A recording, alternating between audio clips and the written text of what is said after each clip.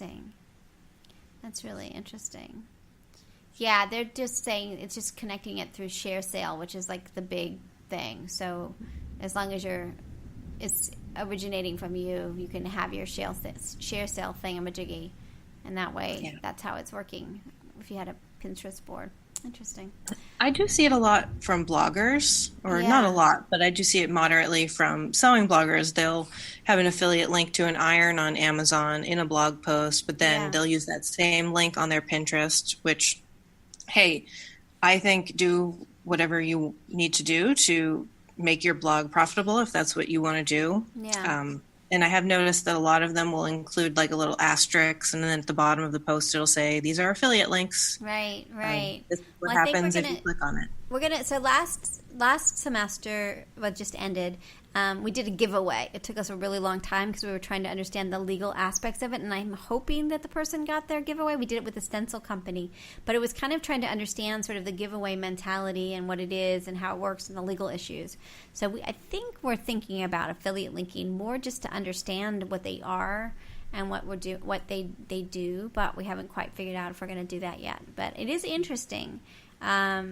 I actually shared that episode of your podcast with my coworkers because we do a lot of social media contesting, and the rules are just completely different depending on what you're giving away. So we'll give away gift certificates, but then we're giving away like a tiny home this summer. Oh, you are? And the rules are completely different. Hugely, and then depending on who you're working with, there's also like legal teams. Within some of our clients who have their own restrictions.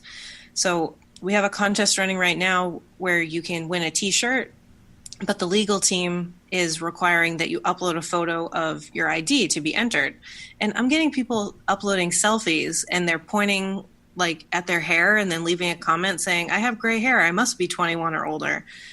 And it's like, I need your ID because it's for legal purposes. I'm not trying to be a stickler. That's really interesting. And they're being that strict because the legal team. Is each legal team just a little bit different? Is that what you're finding? Yeah, everybody's just a little bit different. In this case, it's a vodka T-shirt. So they're afraid of underage. Yep. Yeah, that makes sense, right? Sure. That's interesting. And I imagine the tiny house, you've got a whole bunch of stuff you have to make sure that you are in compliance with because it's over $500. Yep, and that's still ongoing. So I can't even begin to talk about that, but I just know that it's very different than giving away the T-shirt. Yeah, right? I mean, it was really interesting. So, yeah, we're trying to put together a little pamphlet from that material, which we'll probably have out sometime, in the fall because the kids are all gone now. But of what we learned so that we can, and we posted all the material already at our Facebook group of the law that we found, but like Rhode Island is weird and like Canada has got some issues. And so it was interesting to see. And then all the different apps that are out there to run these contests are really interesting too. Have you ever heard of WooBox? No, what's Blue Box? Oh, sorry, it's WooBox. WOO. WOO box, WooBox? No, tell me WooBox. Seems like I should, but I don't. So they were one of the first Facebook approved contesting platforms back when you weren't allowed to run a contest on Facebook unless it was through a third party. So I've been using WooBox for 6 or 7 years, and it's really easy to use. You just need a couple pieces of creative uploaded, and then you can have a form. And the rules, it's very clearly at the bottom. That's great. So they do a lot of the work for you. Yeah, it looks like it's right. Oh, that's cool. We should definitely try this. This is good. Well, I think we're going to be doing more of it to just get experience of it. It's so funny because we had to actually figure out, I guess you probably do this too, right? Which was like, why are we doing this? Not in a bad way, but like, are we trying to get more listeners? Are we trying to like reward the people who are here? Like the whole reason for the giveaway it was like a kind of a, I don't know, big philosophical thought. Do you have different reasons you're giving giveaways, or do you feel like it's always to just, I don't know, we got stuck on that for a while of like, we tend to have a a little bit of variation. So Facebook introduced some new, they changed their algorithm back in January. So posts from your friends will show up in your feed before businesses. But one of the ways around that is, well, not around it, but one of the ways to have business pages higher in the newsfeed is to do live feeds. So for one of our clients, we actually do giveaways via a live feed because when you have really good engagement on a post, your next few posts get really good engagement as well because Facebook gives it priority in the feed and will show it to more people. So that's one of the reasons why we'll do giveaways, to do a live feed and then have increased engagement for the next few days.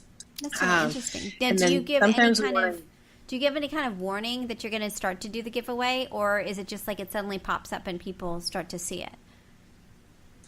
It usually, well, it's kind of a combo. So we'll sometimes post a couple days in advance and say, hey, we're going to have a giveaway starting on Friday. This is what the prize is going to be. Don't forget to visit the website to enter once it starts, or we'll do the same thing on Twitter. But sometimes it's just like that event I went to last night. I gave away tickets on Facebook Live the day before. And it was just, hey, watch the feed, watch me walk around the museum, leave a comment, and you'll get entered because we wanted more people at the event. Yeah. And then some of our other giveaways will have a specific goal in mind. So we'll want to grow an email list. So we'll give away gift cards. And, you have to enter your email address and you have to say okay to being on our email list to be entered. Yeah. And sometimes it's about brand recognition. So the T-shirts, it's a company that's only been in the state for a few years. So they want to get people around the state wearing their T-shirts and buying more of their products. So their goal is to get brand recognition, which will eventually lead to sales. That's interesting. Now for us, we're trying to grow the podcast, which is growing. We are growing, but I'm not exactly sure what we're supposed to do. I mean, we're now at a new state because like the class ended and we're starting again with new students. So we're starting to think about like what we're doing with it. And it seems like, we got a lot planned, but I don't know. I mean, I think like, do you work on growing podcasts? Do you have ideas of like how you do that exactly? We've done a lot of different things, but we're sort of thinking through, like we could do giveaways, we could do all kinds of things, but with podcasts it's evergreen, so doing a giveaway seems a little like it's only good for like the people listening at that time, Yeah, it's a little bit sad if you listen to it a year later and it was something you wanted. Right.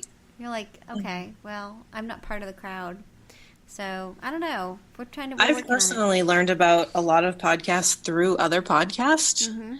So I'm trying to remember which one it was. So I listened to the Modern Society podcast, and she had mentioned the Crafty Planner podcast. So then I went and listened to that. That's so funny. And then she mentioned this woman. I think the podcast was called Craftish, and so then I listened to that. That's interesting. So it's like learning.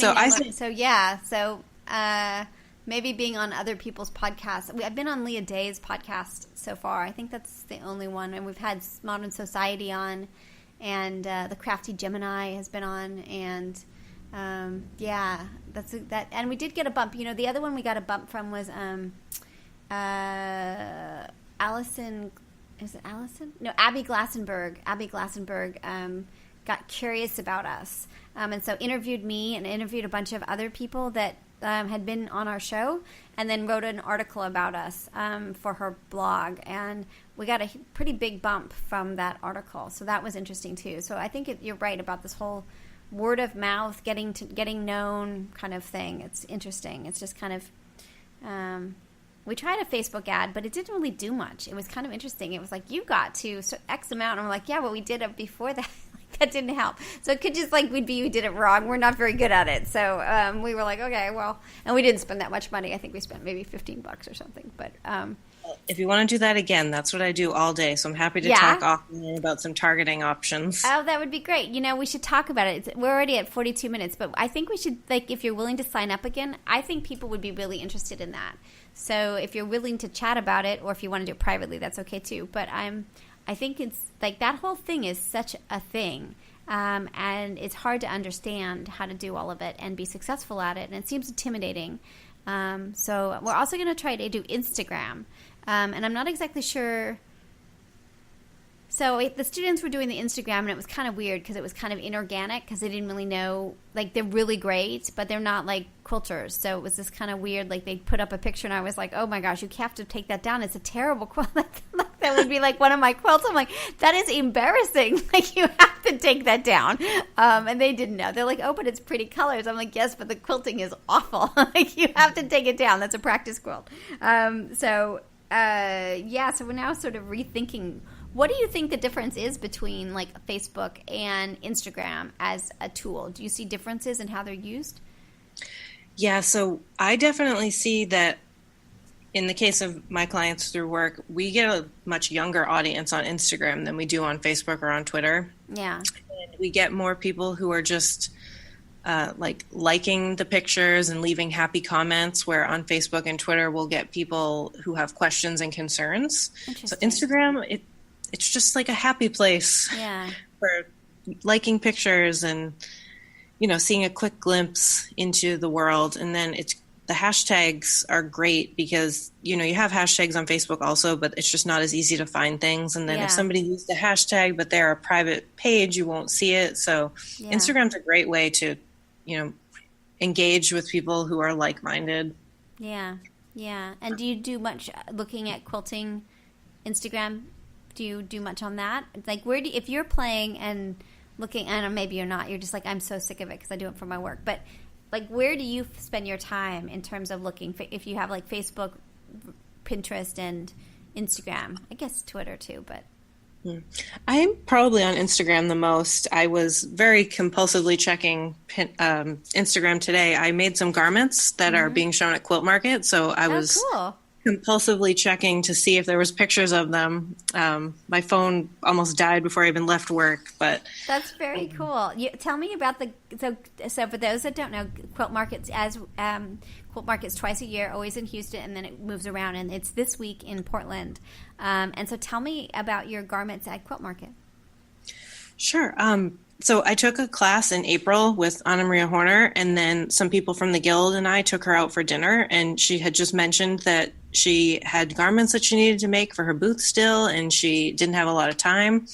And I think I mentioned before that she was part of the reason I got into quilting at all. So I was like, I can make them for you. I make garments. I can help you with anything. That's so cool. And so you did. Yep, she sent me some fabric from her new line, Passion Flower, and my Guild had retreat a few weeks ago, so I brought it all to retreat, and I made 5 garments for her. That is so cool. And now they're in Portland. Yes, Free Spirit posted a picture that you can see 3 of them in, so that was the highlight of my day. Oh, that's so cool. That's so great. That's amazing. That's so cool. That's really great. Was that the first time you've done something like that?